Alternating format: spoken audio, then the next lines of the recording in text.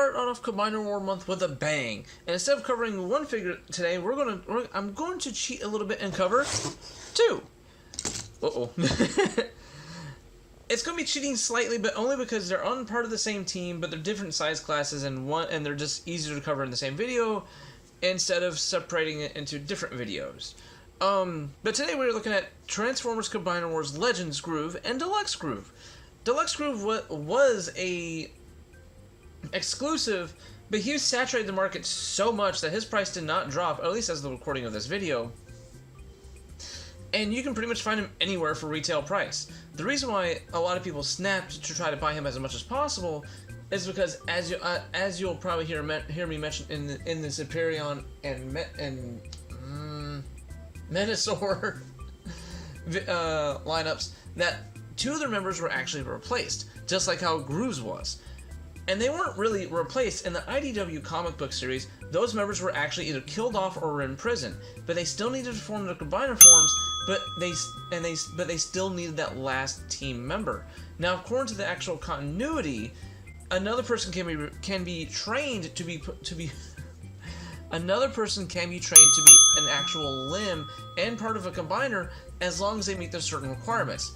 I haven't gotten really that far into the IDW comic book verse yet. I'm up to issue 25 of Robots in Disguise, and I'm really looking forward to the actual Unicron series. I'm speeding my way through this. Like, I've read all of Infiltration, Robots in Disguise. If you guys have heard me on my previous Movie Mondays reviews, you heard I have pretty much been on a Transformers movie comic book spree. Not just movies, but just in the comic books in general in the past 10 years.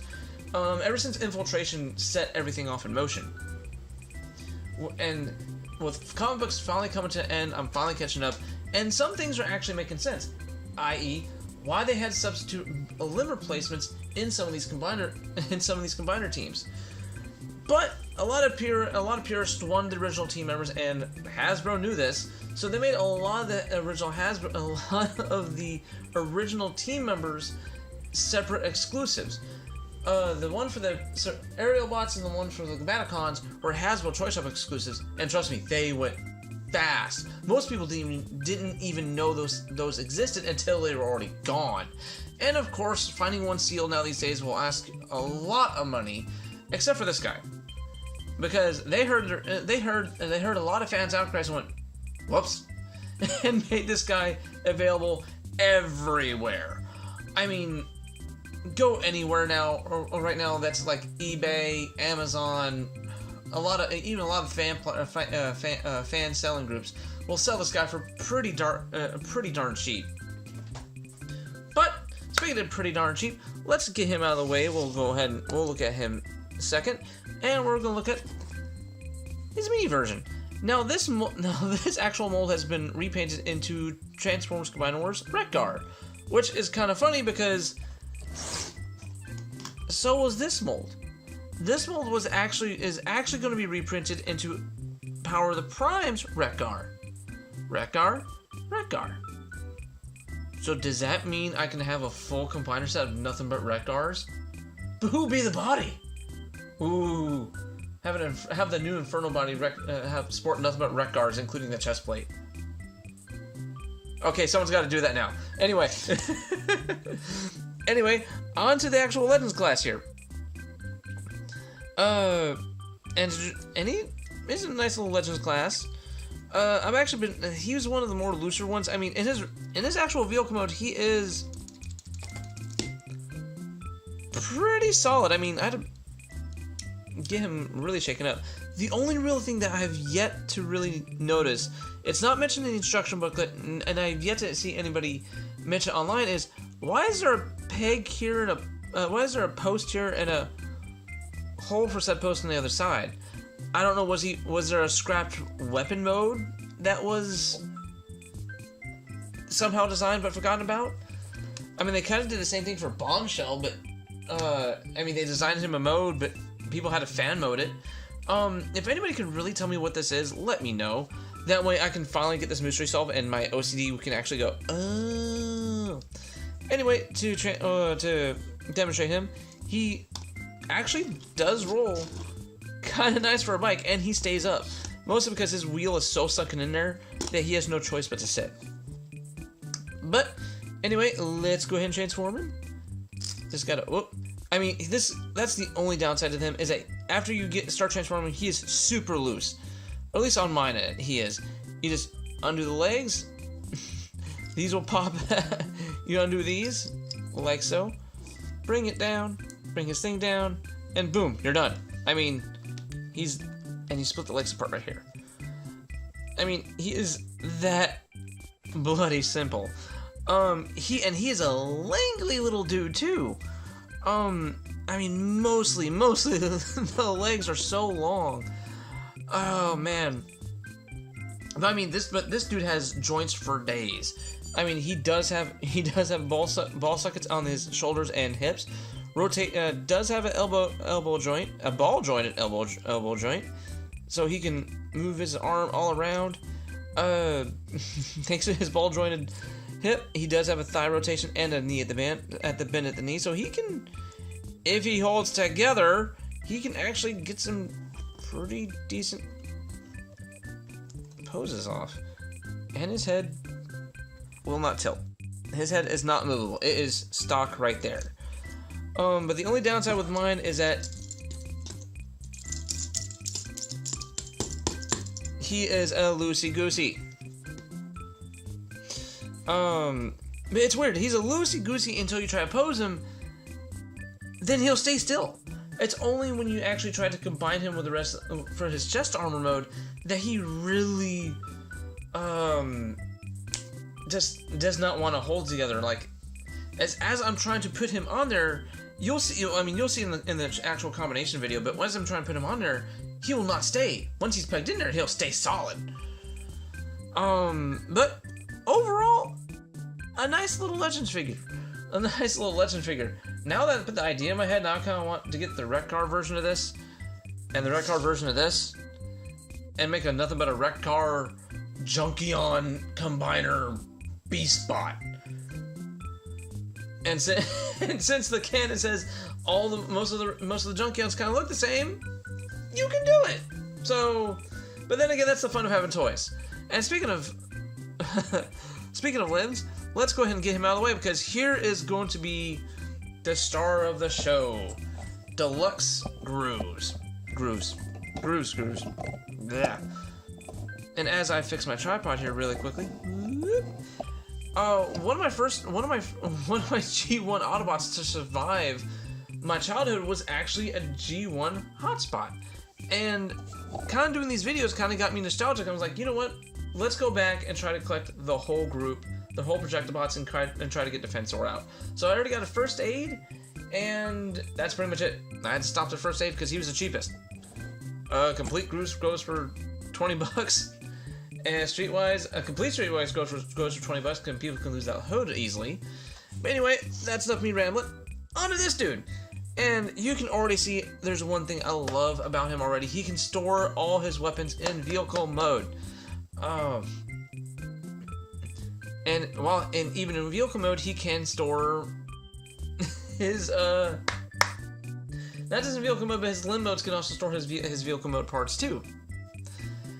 Anywho, God, the energy drink buzz is obvious. But anywho, he actually does roll. He does have a nice little kickstand. He does roll very nicely, but he does suffer from the deluxe motorcycle conundrum, which is he can never stand up. I do like they gave him a kickstand. I mean, he looks really nice just sitting there. And let's get all these off really quickly and show you guys what's going on here. Because his arms are blatantly obvious, and they're trying to emulate the actual motor block down here. Now if they actually did painted at least the back of his fists and enable them to let them turn to complete the silhouette, I mean, they have silver in here to try to keep it going, but it's still broken up by all this. I mean, when the paint job is doing something right, it's doing something right. Like, the silver is really nice. Because you see it in the wheels, you see it on the arms, and you see it in the headlights. all the clear plastic is done really well. Now, my windshield is kind of weird, where to the naked eye, it doesn't look like anything's wrong. But then when I do, when it's angled in certain lights, it looks like the whole thing is just cracked. I have no idea when that happened or what caused it. It's just out of nowhere. I just saw it and it was just all splintered all the way up. It just weirds me out even to this day. And I don't know. Anywho, the way Combiner Month is gonna go, we're gonna go from vehicle to leg to arm and then to robot. So first things first, let's go to this guy's leg mode. So all we gotta do is we gotta split the wheels. Come back over here. We're gonna have to pull this back around and push it back down. The arms will come down for now.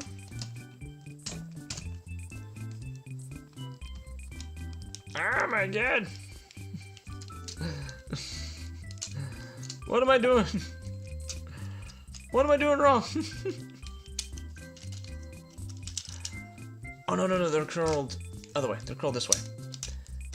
And that's why they has that little fixture right there that perfectly fits his arms. It's just so you can have them out like this. And like so. On the other end. And for this, we're going to turn his head around like that so we can... Oh. Almost forgot about this part.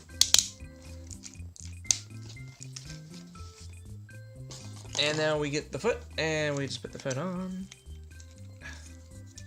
Boom. And then we have his leg mode. Very true looking to the original G1 version, and it does not look like a bad leg at all. I mean, you can actually kind of say he has sort of a kneecap going on here, but it is kind of out there and a little bit more forward than First Aid is. But he is not a bad substitute for a leg. And yet again, I'll say it: if you're more of a G1 purist, you are going to seek him out, and you are going to want him as an actual leg, the same one that Rook took. But then again, remember in the comic books, Groove actually died. Spoilers. Oh, so now we're going to go on to to arm mode, and first things first, we got to pull this back again. Uh-oh. Boop, boop. We're going to keep that on for now. Pull these out. And just like so. Close these tight. Oh, come on. There we go. And basically just put the arms back the way they were. Twist it. Uh-oh. I forgot how to do things for a second. Ah! And there is his arm mode. And not a bad looking arm. It still keeps the silhouette of, not a silhouette. It's, God bless it. It keeps the color scheme of what Defense Force trying to do, where he's supposed to be a little bit of reds, a lot of white and blue, and a little bit of accents of, well, actually a little bit of accents of blue, of red, and a lot of white. Mostly his limbs are nothing but white, except for one. Which you can easily replace that one with this one and have just a lot of white limbs and a blue body. Kind of weird, but yeah, somehow the color scheme works together. Anyway, and to get him to robot mode is just you just puck that off, move these forward, split them apart, set him down.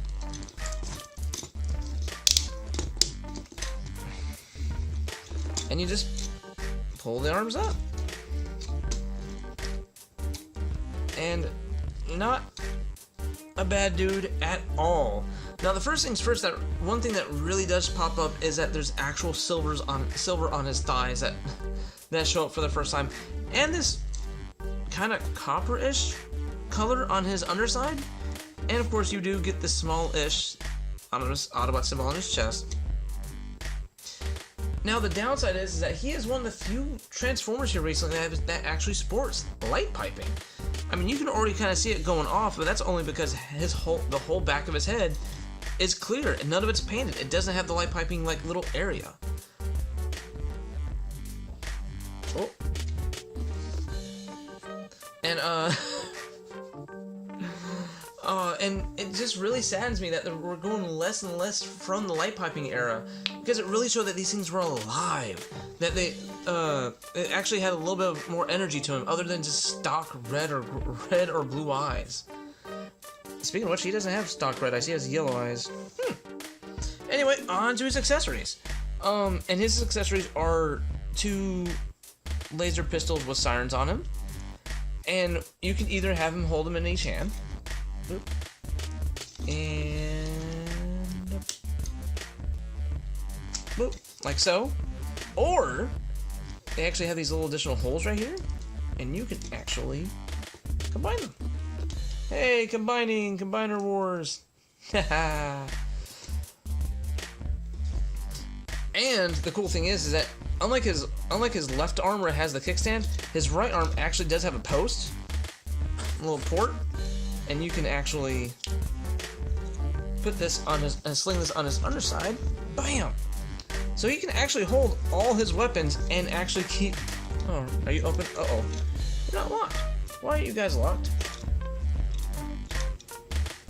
Why not? Dare I say why not? Gotta fix this really quick. Uh-oh. Come on! Okay. Oh, I got some adventures to tell you guys why I've been gone for so long, but those are a ways away. Whew, okay, anyway, ball joint, just like his little version of himself, ball joints at the shoulders, ball joints at the hips, thigh swivel, knee bend, elbow bend, but he does have a bicep swivel, and he can actually rotate his head, so he can actually get some really cool poses going on here. I just wish I had a stand to actually keep him up. Just like his other Combiner Wars brother, and he does sport a lot of posability, but all because of this basic structure they made with the Combiner Wars skeletons. And thanks to a combination of that, yes, a lot of these frames do get repetitive, but thanks to that, they were able to keep a lot of posability, keep transformation simpler, and enable them to actually gestalt where they can actually either be a leg or an arm. And that was their biggest problem with that, because anybody can design a robot to be a limb, a bot, and a vehicle, but it was that last mode of trying to make it able to gestalt and make any limb as possible, that was the challenge. And I really do applaud them for that. Granted, yeah, the skeletons are getting tired now, but I'm a sucker for combiners. Shoot, I have Devastator, I have Skylynx, I have Menasor, uh-oh. I forgot the other one. Oh, snap. Not the Stomachons, the Cabanicons. Oh my god, how can I forget his name? Bruticus! Oh, Bruticus, there we go. I have Bruticus. I have Superion. I have Victorion and Computron all the way. I have the flippin' 2009 Devastator. I have a G2 Devastator. Holy snap, I have a lot of Devastators. I just realized that. But I'm a sucker for combiners, and this is why we're kicking this off with a bang with this nice little feature, double feature of Grooves. So be prepared, guys. It's gonna be one video per day, leading all the way up to Saturday, which will feature the combined bot as a whole. Now this will take place in Movie Mondays, mostly because I ran out of stuff to review. But you will see, guys. You guys will see a video every day, Monday through Saturday, for the next 4 weeks. Prepare, guys. We're going to see a lot of repeats. We're going to see a lot of repeats of opinions, a lot of repeats in skeletons. But trust me, this is just nothing but a love letter. Thank you for sticking through me.